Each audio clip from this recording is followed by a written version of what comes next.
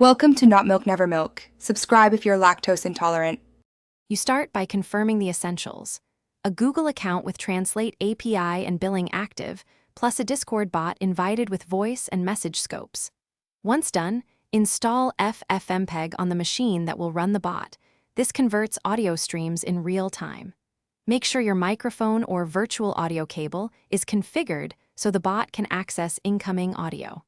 Now that credentials and audio tools exist, store your Google API key and Discord bot token securely. These allow the bot to translate and speak. Next, connect the audio pipeline. Capture Discord voice packets and decode them with FFmpeg or your library's voice gateway so you have raw PCM. Then, send short clips to a speech-to-text step or directly to Google Translate for text conversion. Automated language detection speeds things up. Once you have the translated text, call Google Text-to-Speech to synthesize audio in the target language. Make sure chunking, sample rates, and encoding match Discord's required format so playback is smooth and in sync.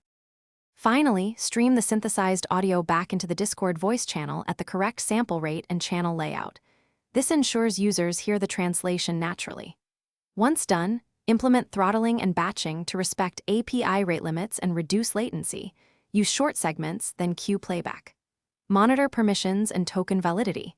If audio is garbled, check FFmpeg encoding, sample rate mismatch, or missing voice scope. A key troubleshooting tip: if translations fail, verify your Google API key is enabled. Thanks for watching. If this was helpful, leave a like and consider subscribing. See you next time.